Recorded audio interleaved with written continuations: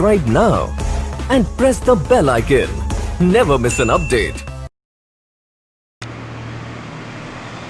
Hello everyone, standard 10 social science में से chapter number 9 forest and wild life resource के बारे में हम पढ़ रहे थे। इसमें 1 to 5 पार्ट आपका आ चुका है और ये आपका लास्ट है पार्ट 6।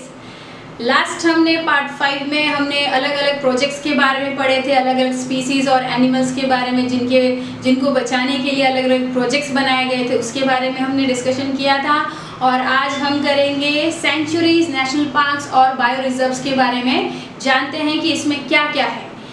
वैसे तो अगर देखा जाए तो सेंचुरीज और नेशनल पार्क्स और बायो रिजर्व जो है वो सुनने में एक जैसा लगता है, लेकिन इसमें भी डिफरेंसेस हैं और वो क्या है हम आगे बढ़ते हैं। सबसे पहला है आपका sanctuary, right. Human activities are permitted within certain limit. और ये जो सेंचुरी होती है इसमें क्या होता है कि ह्यूमन एक्टिविटीज कोई भी किसी भी तरीके की जो होती है वो परमिशन लेनी पड़ती है। आपको परमिशन लेने के बाद में कुछ सर्टेन लिमिट तक ही आपको वहाँ पर कुछ भी करने की, एक्टिविटीज करने की किसी भी तरीके की परमिशन मिलती है आपको। Now domesticated animals can be allowed to graze after due permissions from the authorities. बोला गया है कि जितने भी अगर एनिमल्स है, जो डोमेस्टिकेट एनिमल्स है, जो आजू बाजू के जो लोग रहते हैं वो वहाँ पर ले जाके एनिमल्स को ले जाके ग्रेज कराते हैं, मतलब चराने के लिए अगर वो लेके जाते हैं तो वो भी, उसके लिए भी आपको अथॉरिटी से परमिशन लेनी पड़ती है।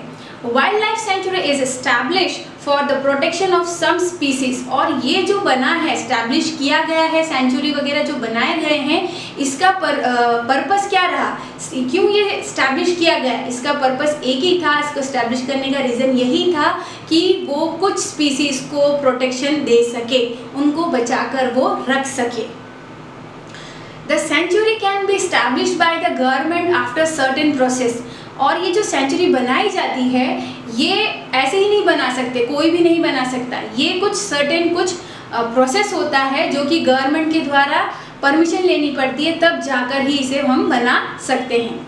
जैसे कि कई सारी सेंचुरीज है जिसमें पेरियार है, चंद्रप्रभा है, राइट। उसके बाद इटूनगर, ग्राम है, एक्स्ट्रा आर फेमस सेंचुरीज। ऐसे कई तरीके की जो सेंचुरीज है जो बहुत ज़्यादा फेमस है। Now second is national park. अब ये नेशनल पार्क में क्या बताया गया है, compare to the sanctuary this is more protected zone. मतलब कहा गया कि सेंचुरी के हिसाब से अगर देखा जाए तो नेशनल पार्क जो है वो ज़्यादा प्रोटेक्टेड जोन है, मतलब वहाँ पर ज़्यादा ध्यान रखा जाता है। More than 1 ecosystem included here. मतलब कहा गया है कि एक से ज़्यादा इकोसिस्टम पर यहाँ पर ध्यान दिया जाता है, हर चीज़, जीव जंतु को ज़्यादातर इसमें इंक्लूड किया गया है। There is a complete ban on animal grazing. यहाँ पर पूरी तरीके से रेस्ट्रिक्शन है, आप वहाँ पर ग्रेजिंग के लिए किसी भी एनिमल्स को लेके नहीं जा सकते, right. It is not centred around the one species as in a sanctuary. जैसे सेंचुरी में किसी पर्टिकुलर एक एनिमल्स के लिए या स्पीसीज के लिए किया जाता है, ध्यान रखने के लिए सेंचुरी बनाई जाती है। जैसे कई तरीके के आपको बर्ड सेंचुरी देखने को मिलते हैं, है ना, अलग अलग तरीके के पर्टिकुलर एक के लिए। ये ऐसा नहीं है, यहाँ पर पूरी तरीके के सारे एनिमल्स होते हैं, वेजिटेशन आ जाती है, बहुत तरीके का, right. It is established through the coordination of state and central government. और ये क्या होता है कि ये जब स्टैब्लिश किया जाता है तो ये कोऑर्डिनेशन किन दो लोगों के बीच में होना पड़ता है, स्टेट एंड सेंट्रल गवर्नमेंट के बीच में कोऑर्डिनेशन के साथ में ये बनाया जाता है। जैसे कि कई तरीके के नेशनल पार्क है, आपने सुने होंगे, काजीरंगा जो कि आसाम में, जिम कॉर्बेट, वेलवेडर हो गया, मराइन नेशनल पार्क हो गया, गीर हो गया, डाचीगाम हो गया, है ना। ऐसे कई तरीके के नेशनल पार्क बहुत इंपॉर्टेंट है जो कि आपने सुने होंगे और कॉमन है, right. Now bio reserve zone क्या है? It is form according to international norms. अब बोला गया है कि ये जो बायो रिजर्व जोन बनाया गया है वो किस हिसाब से बना है? इंटरनेशनल नॉर्म्स, मतलब जो इंटरनेशनली उनका जो भी प्रोसेस होता है, जो भी तरीके से बनाया जाता है, उनके जो रूल रेगुलेशंस जो भी हैं उसको मद्देनज़र रखते हुए ये चीज़ बनाया जाता है, उसके हिसाब से इस चीज़ को बनाया जाता है। The purpose is to protect the physical and cultural diversity of any region. और इसका एक ही पर्पस होता है कि ये प्रोटेक्ट करे, चाहे वो फिजिकली हो या cultural diversity of any region, कोई भी रीजन का हो, उसको प्रोटेक्ट करके रखना होता है।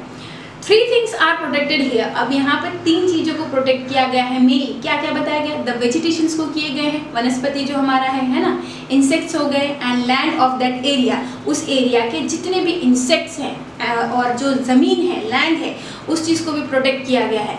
The life style of people living there is also protected, और उस रीजन में, उस जगह पर जितने लोग रहते हैं उनको भी ध्यान में रखा गया है ना। Special arrangements are created for research and training about bio reserves, और साथ साथ में ऐसे कई तरीके के रिसर्च सेंटर्स बनाए गए, ट्रेनिंग सेंटर्स बनाए गए, अरेंजमेंट किए गए स्पेशल इसके बारे में जानने के लिए। अगर आप जानना चाहते हैं तो आप ऐसे जोन पे जाकर अच्छी तरीके से उसके बारे में नॉलेज आप ले सकते हैं ना। In such proclaimed area, all external human movements are totally restricted। अब ऐसे जो बायो रिजर्व जोन्स होते हैं, यहाँ पर लोगों को जाना पूरी तरीके से मना होता है, रेस्ट्रिक्शन होते हैं, आप वहाँ नहीं जाते, कोई भी तरीके का मूवमेंट वहाँ पर नहीं होता है, right. The average area of such zone is larger than 5000 square kilometres. अब बोला गया कि इसकी जो एरिया होती है बायो रिजर्व जोन की, वो 5000 स्क्वायर किलोमीटर होती है, इतनी एरिया में वो फैला हुआ होता है। The important bio reserves of the Nations कौन कौन से हैं? आपका Nilgiri, gulf of Mannar, great Nicobar, Sundarban है ना, और पंचमढ़ी, ये है ठीक इम्पॉर्टेंट बायो रिजर्व्स जो हैं। The Rann of Kutch of Gujarat was declared as a bio reserve zone in 2008। हमारा जो यहाँ पे रन ऑफ कच्छ है गुजरात में जो है, राइट, उसको बायो रिजर्व जोन बनाया गया। कब बनाया गया? कौन सी ईयर में बनाया गया? 2008 में बनाया गया, right, for the protection of its special environmental conditions. उसकी जो स्पेशल इन्वायरमेंट कंडीशन है उसको बचा कर रखने के लिए, राइट। अब आपके बुक में वहाँ पर दिया हुआ है कि टोटल ओवरऑल इंडिया में कितने ऐसे बायो रिजर्व जोन्स हैं, नेशनल पार्क है और सेंचुरी, वो बताया गया है। तो हम पहले ओवरऑल पूरे इंडिया में कितना है वो जान लेते हैं। बायो रिजर्व जोन जो है वो 18 है हमारे पूरे इंडिया में, नेशनल पार्क जो है वो 103 है, और सेंचुरी जो है वो 531 है। और सिर्फ गुजरात में कितना है वो जानते हैं। बायो रिजर्व जोन है एक ही है हमारे गुजरात में, ठीक है। नेशनल पार्क है 4, ठीक है, 4 ओनली, और सेंचुरी 23 है, ये सबसे ज़्यादा है, राइट। ये चीज़ है हमारे पूरे टोटल ओवरऑल इंडिया में, और गुजरात में आपके बुक में भी मेंशन अच्छी तरीके से किया हुआ है। अब इसके कंक्लूजन में आ जाते हैं चैप्टर के। Development process is inevitable. Development process करना ज़रूरी है, डेवलप होना हमारे लिए बहुत ज़रूरी है, right. But along with it it is necessary that we keep in mind its ill effects on the entire life system while planning. लेकिन साथ में ये भी हमें ध्यान रखना बहुत ज़्यादा ज़रूरी है।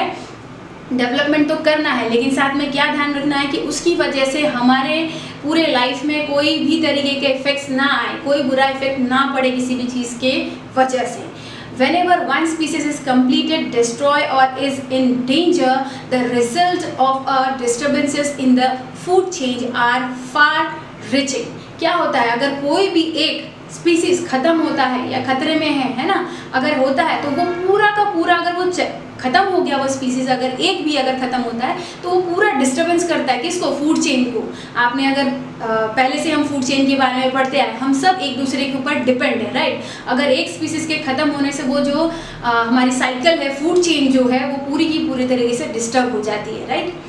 इन food chain every insect has a specific role. और फूड चेन में आपको पता होना चाहिए कि हर एक इंसेक्ट की एक स्पेसिफिक रोल होती है, एक कारण होता है, एक वजह होता है। अगर कोई एक इंसेक्ट किसी इंसेक्ट को खा रहा है तो उसका कोई एक पर्पस होता है, राइट। तो इसी तरीके से फूड चेन बनती है। In a life is lost, if a life is lost the entire structure experiences disturbance. अगर इस तरीके का कुछ भी नुकसान होता है, अगर वो ख़त्म हो जाता है तो हमारा पूरा इंटायर स्ट्रक्चर जो है वो पूरा का पूरा डिस्टर्ब हो जाता है, वो मुसीबत में आ जाता है। If one species is remove the natural system breaks down in a long run. अगर एक भी स्पीसीज ख़त्म हो गया पूरी तरीके से तो जो नेचुरल सिस्टम है वो टूट जाएगा, और ये लंबे समय पे अभी नहीं पता चलेगा, ये तो बाद में जाकर इसका जो है इफेक्ट देखने को हमको मिलता है।